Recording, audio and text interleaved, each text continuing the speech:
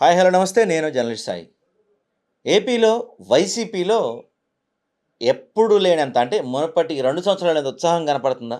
కేడర్‌లో, నాయకుల్లో, కార్యకర్తల్లో అందరిలో ఒక జోష్ కనిపిస్తుందా? అంటే దాదాపుగా అవుననే చెప్పాలి. ఎందుకంటే ఈ కూటమి ప్రభుత్వం 2 సంవత్సరాల పరిపాలన పూర్తయిన తర్వాత 2 సంవత్సరాల విజయోత్సవ సభను తిరుపతిలో నిర్వహించారు. At the same time YSR Congress party గూడా వెన్నుపోటుకు 2 సంవత్సరాలని చెప్పి ఒక కార్యక్రమానికి పిలుపునిచ్చారు. ఇక్కడ కంపేర్ చేసుకుంటే 2 సంవత్సరాలు అధికారంలో ఉన్న తిరుపతిలో జరిగిన కూటమి విజయోత్సవ సభ కన్నా ఈ వెన్నుపోటు కార్యక్రమానికే విశేష స్పందన లభించింది. జనాలు బాగా రిసీవ్ చేసుకున్నారు. జనాలు స్వచ్ఛందంగా పెద్ద సంఖ్యలో దీంట్లో పాల్గొన్నారు.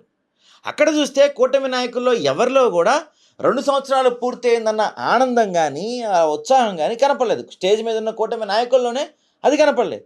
ఎందుకంటే ఇంక చాలా కారణాలున్నాయి. వరుస వైఫల్యాలు గావచ్చు, సూపర్ 6 హామీలు గావచ్చు, జాబ్ క్యాలెండర్ రిలీజ్ చేయలేకపోవడం గావచ్చు, నిరుద్యోగ సమస్య గావచ్చు, అమరావతి రాజధాని వ్యవహారం గావచ్చు, అమరావతి రాజధాని రైతులు చేసిన తిరుగుబాటు గావచ్చు, లేకపోతే మొన్న జరిగిన డీఎస్సీ గావచ్చు, ఆంధ్రప్రదేశ్‌లో రోజు రోజుకి దిగజారిపోతున్న ఈ లా అండ్ ఆర్డర్ వ్యవహారం కావచ్చు, వీటన్నిటి మీద ప్రజల నుంచి వస్తున్న తిరుగుబాటు, ప్రజల నుంచి వస్తున్న వ్యతిరేకత కూటమి నాయకులకు తెలుస్తుంది. కానీ ఏం చేయలేని పరిస్థితుల్లో కూటమి నాయకులు ఉన్నారు.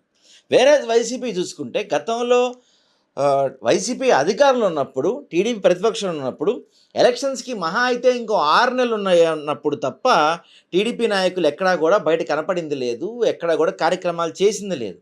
కానీ ఇక్కడ చూసుకుంటే మాత్రం ఇంకా 2 సంవత్సరాలు మాత్రమే పూర్తయినప్పటికీ గూడా అప్పుడే ప్రతిపక్షం ఏది టీడీపీ వాళ్ళు చెప్తున్నట్టు వైసీపీకి కనీసం ప్రతిపక్ష హోదా కూడా లేదు. 11 సీట్లున్న వాళ్ళేం ప్రతిపక్షం అదని చెప్పి మాట్లాడుతున్న ప్రతిపక్షం కూడా దాదాపు ఈరోజు 100కి పైగా నియోజకవర్గాల్లో బల ప్రదర్శన చేశారు. అత్యంత అద్భుతంగా కేడర్ తరలి వచ్చారు. లీడర్స్ తరలి వచ్చారు. నియోజకవర్గ ఇన్ఛార్జీలు, మాజీ ఎమ్మెల్యేలు, మాజీ మంత్రులు చాలా అద్భుతంగా నిర్వహించారు ఈ కార్యక్రమాన్ని. నిజంగా చెప్పాలంటే ప్రతిపక్షంలో ఉన్న ఒక పార్టీ బహుశా ఈ స్థాయిలో ఒక నిరసన కార్యక్రమం చేపడటం దేశ రాజకీయాల్లో అత్యంత అరుదుగా జరిగిన సంఘటనగా చెప్పొచ్చు. ఎందుకంటే ఆ ప్రతిపక్షంలో ఉంది. పైగా నిన్నదాకా వీక్ అయిపోయింది. పార్టీ లేదు, క్యాడర్ లేదు, వైఎస్ఆర్సీపీ వీక్ అయిపోయిందని చెప్పిన వాళ్ళందరూ కూడా ఆశ్చర్యపోయే రీతిలో ఈ కార్యక్రమం జరిగింది. ఒక పక్కన కూటమిలో చూసుకుంటే తెలియని భయం, తెలియని నిస్తేజం కూటమిలో కనపడుతుంది. ఎందుకంటే కూటమిలో చీలికలు వస్తున్నాయి. కూటమి పరిపాలన పైన, కూటమి నడిచేదానిపైన అంతా కూడా విపరీతమైన చీలికలు, విపరీతమైన వ్యతిరేకత వచ్చేస్తుంది. ప్రతి చోట గ్రౌండ్ లెవెల్ ఎక్కడ చూసినా అదే కనపడుతుంది. కానీ ఇక్కడ చూస్తే ఆల్రెడీ వైసీపీ ఈ 2 సంవత్సరాల్లోనే చాలా బలమైనట్టు కనపడుతుంది. కొత్తగా ఇన్ఛార్జీలు నియమించడం కానీ, కొత్తగా కేడర్ కానీ వీళ్ళంతా కూడా ఎందుకంటే ప్రజలు కూడా గమనిస్తూ ఉన్నారు. గతంలో వైఎస్ఆర్సీపీ ప్రభుత్వంలో ఉన్నప్పుడు ఎలాంటి సంక్షేమ పథకాలు వచ్చాయి మనకి, పరిపాలన ఎలా నడిచింది, అకౌంటబిలిటీ ఎలా ఉంది, ఈరోజు కూటమి పరిపాలన వచ్చిన తర్వాత సంక్షేమ పథకాల అమలు ఎలా ఉంది, పెన్షన్లు ఎలా వస్తున్నాయి, అకౌంటబిలిటీ ఎలా ఉంది, మనం కనీసం మన ఎమ్మెల్యేని కలవగలుగుతున్నామా, మన ఎమ్మెల్యేలు మనకు అందుబాటులో ఉంటున్నారా, మన సమస్యల్ని పట్టించుకునే నాదుడు ఎవడు, గతంలో ఉన్న వాలంటీర్ వ్యవస్థ ఇప్పుడు లేదు, మనకి ఏమన్నా ప్రాబ్లం వస్తే చూసే దిక్కు కూడా లేదు అనేది ప్రజల్లో వినిపిస్తున్న మాట.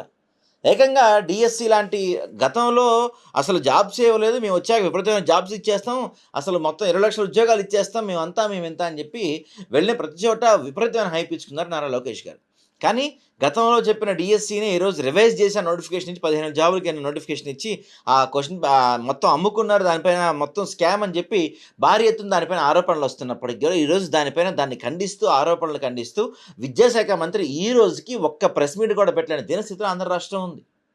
అటు విద్యార్థులు కావచ్చు, ఇటు నిరుద్యోగులు కావచ్చు, రైతులు కావచ్చు, కార్మికులు కావచ్చు, కర్షకులు వీళ్ళందరూ కూడా గమనిస్తున్నారు. ఏ ఒక్క ప్రజలు కూడా అంటే ఇప్పుడు ఏ ఒక్క కేటగరైజ్ ప్రజలు కూడా చిన్నవాళ్ళ నుంచి పెద్దవాళ్ళ వరకు ముసలి ముతక రైతులు, పరిశ్రమలు, వ్యవసాయం చేసేవాళ్ళు, పరిశ్రమల్లో నడిపేవాళ్ళు, బిజినెస్ మ్యాన్స్ ఏ ఒక్క సంఘం కూడా సంతోషంగా కనపడతలేదు. ఇది కూటమి నాయకుల్లో అత్యంత స్పష్టంగా కనిపిస్తుంది. వేరాజ్ ఈ వ్యతిరేకత, ఈ తిరుగుబాటు ఖచ్చితంగా వైసీపీకి అర్థమైపోయింది. అందుకే వైసీపీలో నేతల్లో కాన్ఫిడెన్స్ కనిపిస్తుంది.